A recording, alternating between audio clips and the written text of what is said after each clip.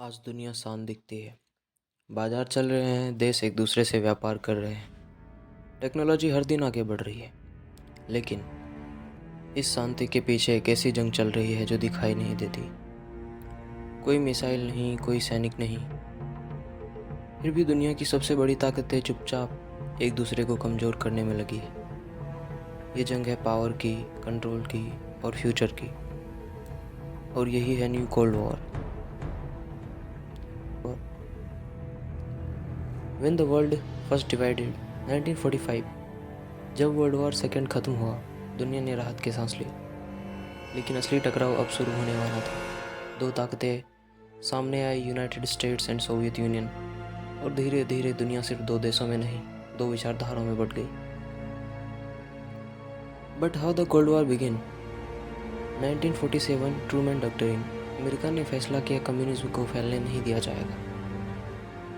Marshall plan के जरिए Europe को रिबिल्ड किया गया, लेकिन सोवियत यूनियन ने इसे मदद नहीं, एक स्ट्रेटजी समझा। और यहाँ से शुरू हुई एक ऐसी जंग जिसमें बंदूक कम और रणनीति ज़्यादा थी। कोल्ड वॉर सिर्फ टेंशन नहीं थी, यहाँ कांस्टेंट फियर था, एक ऐसा डर कि किसी भी दिन दुनिया खत्म हो सकती है। फिर न्यूक्लियर रेस 1949, सोवियत यूनियन ने भी एटॉमिक बम बना लिया। अब बैलेंस बदल चुका था। अब अगर युद्ध होता तो जीत किसी की नहीं होती, पर पूरी मानवता की हार होती। And the next part is Berlin wall. Germany सिर्फ डिवाइडेड नहीं हुआ, उसे फिजिकली काट दिया गया। एक शहर, दो दुनिया, दो बीच में एक दीवार। और फिर क्यूबन मिसाइल क्राइसिस 1962 में क्यूबन मिसाइल क्राइसिस हुआ। दुनिया इतिहास के सबसे खतरनाक मोड़ पर थी। अमेरिका और सोवियत यूनियन सीधे आमने सामने थे। बस एक गलत फैसला और पूरी दुनिया न्यूक्लियर वॉर में जा सकती थी। लड़ाई सीधी नहीं हुई, लेकिन कोरिया, वियतनाम, ये सिर्फ वॉर्स नहीं थे, ये सुपर पावर्स के शैडो फाइट्स थे। And in 1980s Soviet union अंदर से कमज़ोर होने लगा।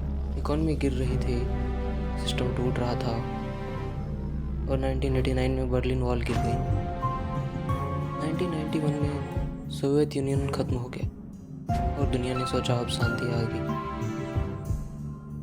लेकिन इतिहास कभी खत्म नहीं होता, वो बस अपना रूप बदलता है। धीरे धीरे एक नई ताकत उभर रही थी, चाइना।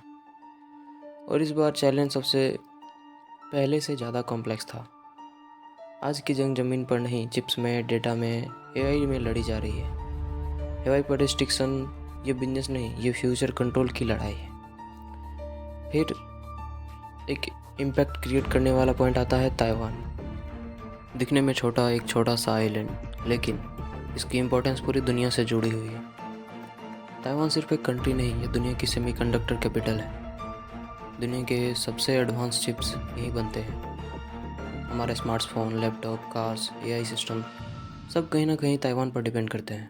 अगर ताइवान में कॉन्फ्लिक्ट होता है तो सिर्फ एक देश नहीं रुकेगा, पूरी दुनिया की टेक्नोलॉजी इंडस्ट्री रुक सकती है। जैसे इलेक्ट्रॉनिक्स प्रोडक्शन रुक सकता है, कंपनीज बंद हो सकती है, ग्लोबल इकोनॉमी शॉक में जा सकती है। यानी ताइवान ग्लोबल सिस्टम का क्रिटिकल पॉइंट है। चाइना ताइवान को अपना हिस्सा मानता है, यूनाइटेड स्टेट्स ताइवान को इनडायरेक्टली सपोर्ट करता है।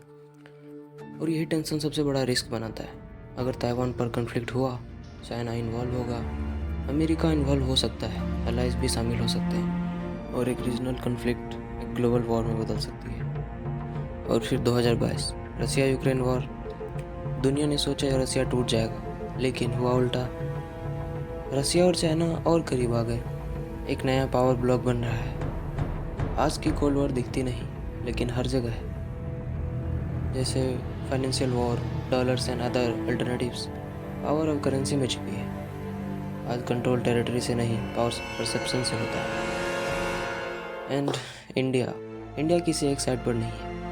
इंडिया बैलेंस बना रहा है, और यही उसकी सबसे बड़ी ताकत है। इतिहास हमें एक पैटर्न दिखाता है, जब भी दुनिया दो हिस्सों में बढ़ती है, टकराव बढ़ता है।